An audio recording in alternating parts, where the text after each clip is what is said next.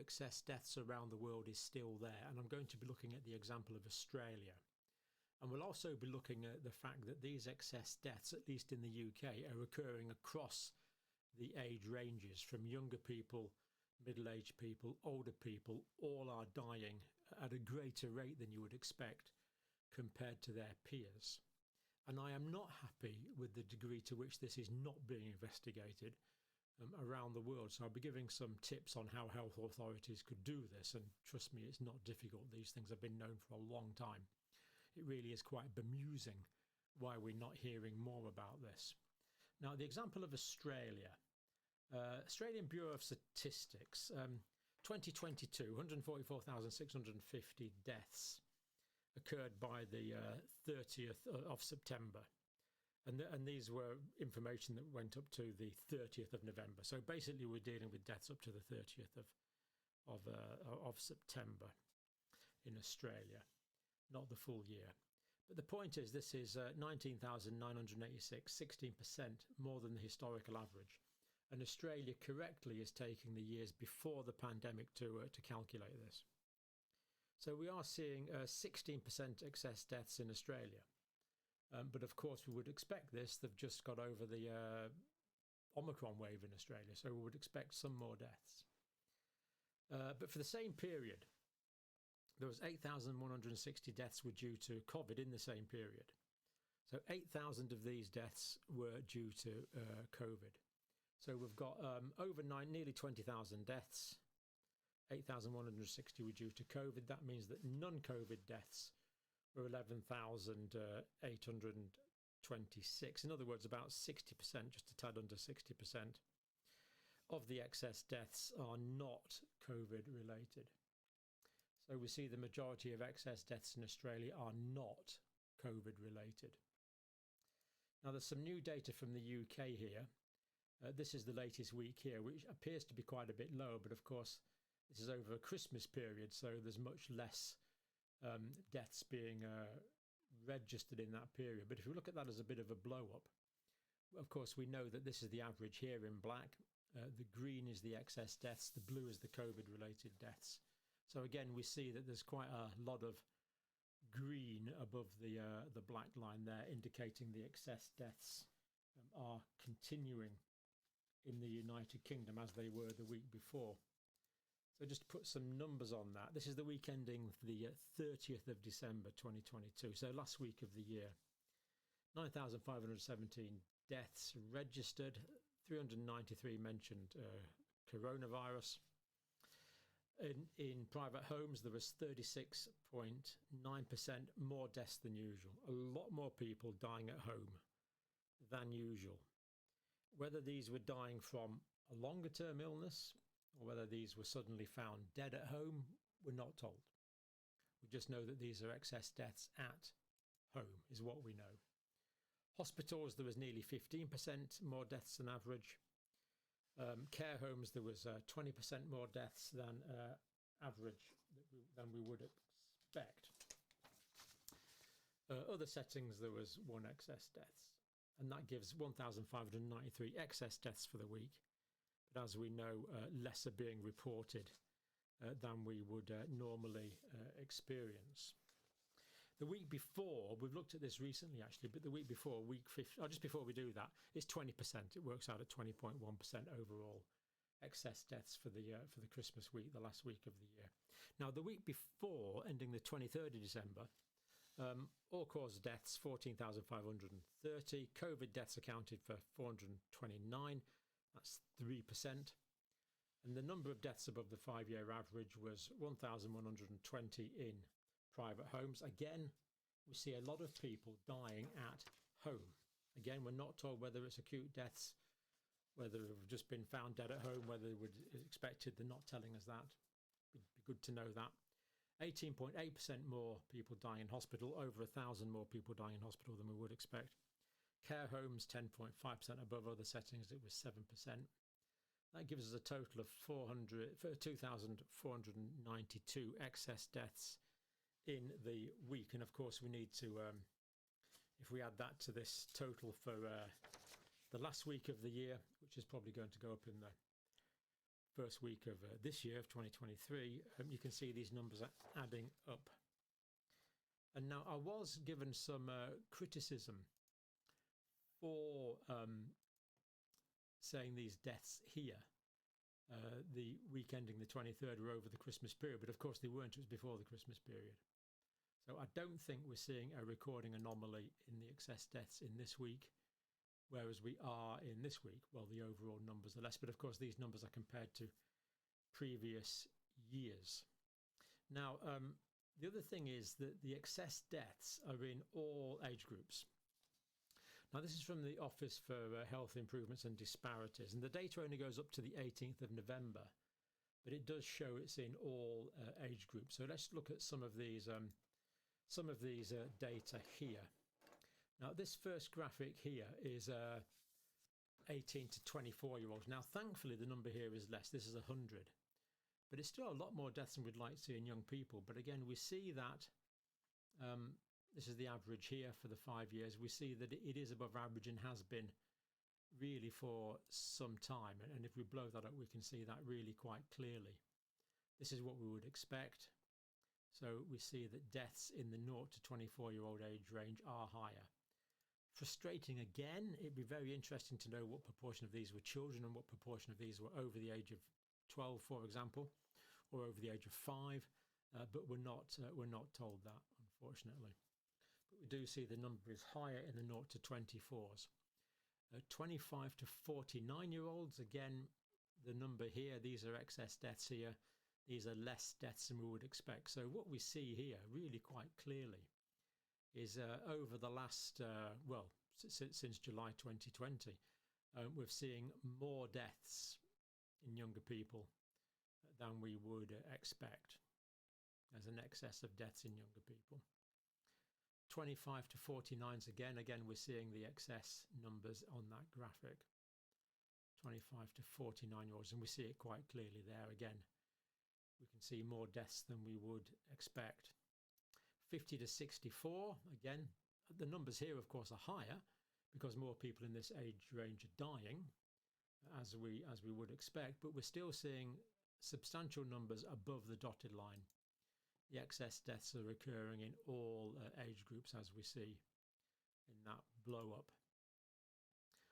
This one's 50 to 64s, and again, I'm afraid we're seeing much higher deaths. Very, very occasionally, we're seeing lower deaths than we would expect, but nearly always we're seeing higher deaths than we would expect in the 50 to 64-year-old age group. This is the 65 to 74s, same pattern, very similar pattern. 65 to 74s again, we're seeing numbers above the dotted line as we see there in the older age group. 75 to 84, again, we're seeing more deaths than we would expect. 75 to 84, again, we see that in that graphic. We see it blown up. And this is the 85 pluses, and again, we're still seeing excess deaths. Okay, there were periods when there was less, but mostly there's higher deaths than we would expect, even in the older age group. So we're seeing that the excess death is not limited to any particular age group. Now, this needs to be investigated and explained because, as we've just seen, we're dealing with week 51, 2,492 people dying more than we would expect, less because there was less deaths registered in the last week of the year. So how would we investigate this? Well, this is not rocket science. In fact, this is ABC of medical research, really. How do we investigate the cause of excess deaths? Well, in 1965, the English statistician Sir Austin Bradford Hill, working with Richard Doll, together they invented the clinical trial. They did the first ever proper randomised controlled clinical trial in the UK, looking at tuberculosis and how effective it was when it was treated with streptomycin. Very conclusive data. So they invented that, and by using these what we call Bradford Hill criteria, Sir Austin Bradford Hill and Sir Richard Doll both together identified that smoking caused lung cancer back in the 50s. Before that, it wasn't known. This is how powerful this tool is. So we could use it now. It's a standard tool. So it looks for the strength of the association. The larger the association, the more likely that it is causal. So if something is causing these excess deaths, and there's a large correlation, then it's likely that the relationship is causal between whatever there is, the cause is, and the result, which is the excess deaths. Consistency or reproducibility, consistent findings in different persons in different places. Of course, this is exactly what we're seeing. It looks like whatever's causing the excess deaths in Australia is also causing the excess deaths in the UK, because the 11, whatever it is, 12,000 miles apart, it looks like there's some common factor here. So there's consistency or reproducibility appears to be there. Specificity, no other likely explanation. Now this one is a bit clouded. There are possibly a range of explanations for the excess deaths, but it is possible to isolate out factors. Another Austin Hill Bradford Hill criteria is temporality. So the effect has to occur after the cause. So whatever is, so the excess deaths is the effect. The cause has to be something that's already occurred before the excess deaths occurred. So first we must have the cause, then we must have the effect. And again, that indicates that a relationship between whatever we find is causal. Sometimes there's a delay. For example, after we know that asbestos exposure causes a cancer of the pleural membranes, causes mesothelioma, but the delay there can be 20 years. So we might need to look back for a few months or a year or two, but is there a temporal correlation with a factor that's caused these excess deaths? And you see, by the time we take all these things into account, it really narrows the field down quite a bit for what it could possibly be. Biological gradient, is there a dose-response relationship? So a greater exposure to the cause should have greater incidence of the effect. Or indeed, if something is protective, there should be a lower effect the more of the cause that is given. So things could be protective as well, but that's not what we're seeing, unfortunately, with the excess deaths. We're not seeing a protective effect, we're seeing a deleterious effect. So the biological gradient with what? And again, by the time they add in that factor, that's going to cut the possibilities down again. Plausibility, is there a plausible mechanism between cause and effect? So whatever this cause is, does it make sense that there is a mechanism that could be causing it? Is there a reasonable sort of pathophysiological mechanism that could cause something? Coherence between epidemiological findings and laboratory findings. Now, laboratory findings can often be done, very often using animal studies. In fact, on this very channel, we've talked about animal studies and, for example, inflammatory changes that occur. We've done that several times. Sometimes it's possible to do experiments. Again, occasionally it's possible to appeal to experimental evidence. Experiments have been done on the population, and indeed you could argue that experiments are being done on the population as we speak. Could we get data from these contrived, or we could argue natural experiments? Why isn't this being done and collated with all these other Bradford Hill criteria? Analogies or similarities between the observed association and any other associations. So people that are dying now, for example, if they're dying of one of the things people are dying now, of course, is heart disease. Are there other things that can cause heart disease, that can cause similar manifestations to what we're seeing? There are.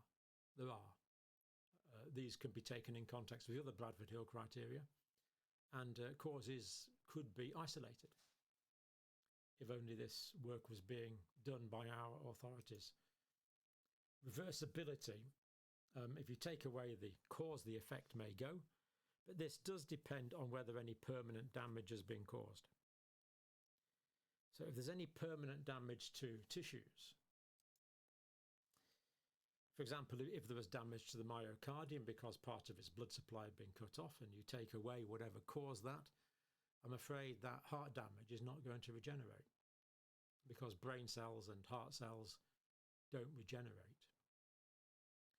You get scar tissue formation, but you don't get mitotic regeneration of the damaged tissue. So sometimes the effects can be reversible, other times, tragically, they are not. And when people find out, the health authorities find out what's causing the excess deaths and the factors that are causing the excess deaths, let's hope that not too many are caused by, or the pathology is not causing permanent damage in those of us that still remain. So there we are, World Health Authorities. Can I advocate the Bradford Hill criteria to you? It's a new idea. I don't expect you to be fully up to date. It only goes back to 1965, but it's just a suggestion.